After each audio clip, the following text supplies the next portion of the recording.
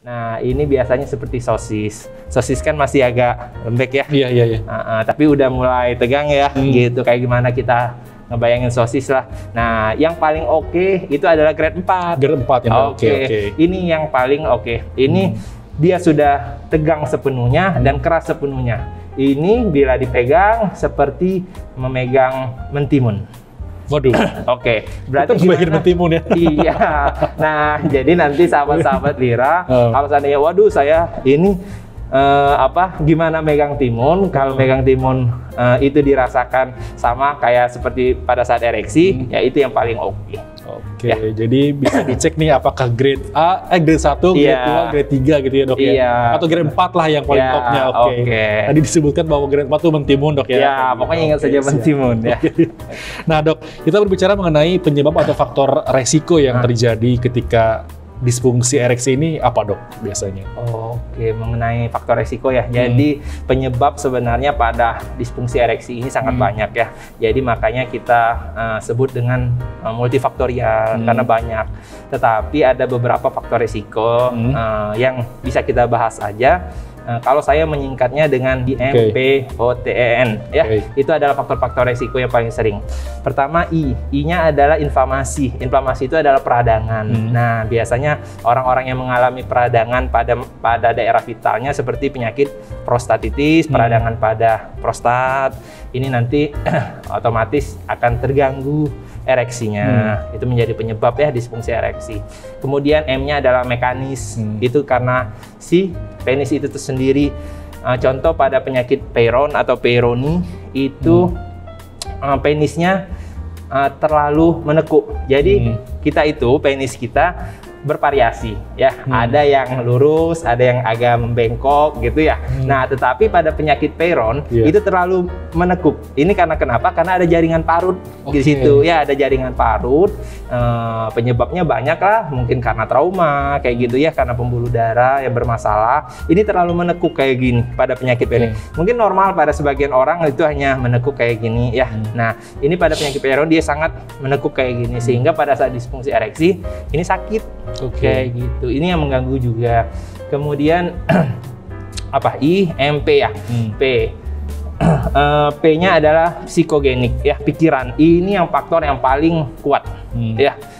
Ini adalah faktor yang paling kuat. Biasanya ciri khasnya ya dia terjadi mendadak kayak gitu ya. Psikogenik ini karena pikiran, karena kecemasan kayak gitu. Mungkin karena pikiran jadi sales mungkin targetnya banyak ini, kejar target. Jadi nanti pas pulang ya stres stres. Nah, pas pulang ya nggak bisa ereksi.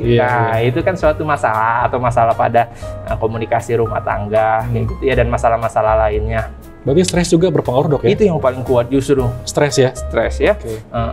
Yang harus kita singkirkan gitu. Kemudian O-nya adalah oklusif vaskular ya, IMPO. O-nya oklusif vaskular itu karena vaskular itu kan pembuluh darah. Jadi adanya sumbatan pada pembuluh darah. Biasanya ini terjadi pada penderita kencing manis atau darah tinggi, hipertensi ya gitu. Sama sih ini mah mekanisme atau jalurnya sama kayak penyakit jantung, stroke, itu kan masalah pada pembuluh darah. Begini juga ereksi pun pada orang-orang dengan yang kolesterolnya tinggi, yang makan makanan lemaknya tidak terkontrol kayak gitu kan bisa merusak pembuluh darah ya. Itu bisa juga membuat disfungsi ereksi ini ya. Kemudian T lagi ya. T adalah trauma biasanya karena kecelakaan, karena fraktur pada panggul atau pelvis ya, tapi mungkin agak jarang. Kemudian E-nya adalah eksternal ya, faktor eksternal itu bisa terjadi karena efek samping dari obat-obatan ya, mungkin pada yang minum obat golongan diuretik, antidepresan, atau pada penderita gagal ginjal kronik kayak gitu. Oke, yang terakhir adalah N ya, neurogenik. Neurogenik adalah saraf. Jadi karena kan dari pikiran kayak yang saya bilang tadi bahwa setelah adanya rangsang itu kan nanti kan dia terangsang ke otak ya, otak dulu.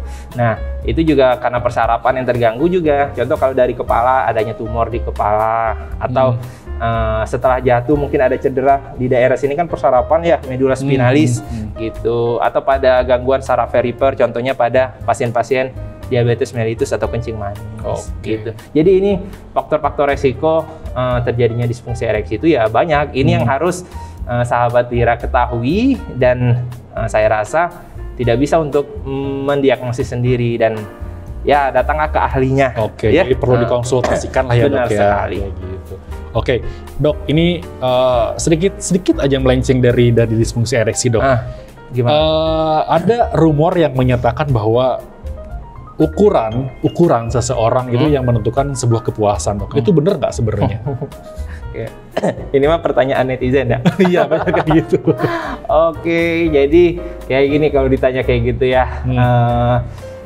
Apakah ukuran menentukan sebuah kepuasan lah. Jadi kayak gini, kalau pada laki-laki, ini kan kita membahas disfungsi ereksinya laki-laki ya. Nah, pada wanita itu pusat rangsang itu berada di klitoris kan. Klitoris itu di depan ya, di segitiga bermuda itu ya. Nah, di sanalah pusat persarapan pada wanita. Nah, itu letaknya di depan tuh. Kemudian ini vagina, kita ngomong vagina lagi. Vagina bila kita bagi menjadi 3 bagian, lubang vagina itu, goa vagina itu kita bagi menjadi 3, itu hanya sepertiganya saja yang dipenuhi oleh jaringan saraf, gitu ya. Jadi sebenarnya yang berasa itu hanya sepertiga bagian, sedangkan berapa 2/3 bagian ini itu hanya jaringan ikat doang, gitu ya. Jadi hanya seperti sama kayak telinga, lubang telinga pun hanya sepertiga aja yang menghasilkan kotoran kan. Makanya kita tidak boleh mengambil kotoran terlalu dalam, karena di dalam itu kan udah beda persarapannya. Nah, kalau yang sepertiga kan masih sama persarapannya kayak persarapan wajah ya, jadi masih menghasilkan serumen atau kotoran. Nah, itu seperti itu juga vagina mah hanya sepertiganya aja yang dipenuhi oleh jaringan saraf. Nah, jadi sebenarnya bisa dikatakan sebenarnya ereksi yang lebih penting ya, karena tidak perlu ukuran yang begitu panjang sampai ke dalam, lebih dibilang memuaskan ya. Bagaimana kekerasannya yang paling penting, yang kayak tadi, yang grade 4 tadi, itu yang paling penting ya, adalah bagaimana, karena secara penelitian memang ternyata kekerasan tersebut, rigiditas tersebut lebih berpengaruh terhadap kepuasan orgasme pada pasangan ya, gitu. Walaupun sebenarnya ukuran juga mungkin mempengaruhi, tapi nanti kita bahas lagi ya. Jadi intinya adalah yang grade A ini, grade 4 ya. 4 ini yang sangat penting sebenarnya daripada sebuah ukuran gitu ya, Dok. Iya, benar sekali. Dok, ini kita ke pertanyaan netizen lagi, Dok. Waduh, apa tuh? Apakah pada pria bila mengalami sebuah ereksi di pagi hari itu normal nggak sih, Dok, sebenarnya? Itu ini mungkin sahabat Lira semuanya yang nonton tuh kayaknya, wah iya saya juga begitu tuh kayaknya. Itu normal nggak sebenarnya? Iya, mungkin banyak takut ya, kok pagi hari jadi tegang terus gitu ya. Sahabat-sahabat Lira, jadi tegang di pagi hari itu atau kita sebut dengan morning erection.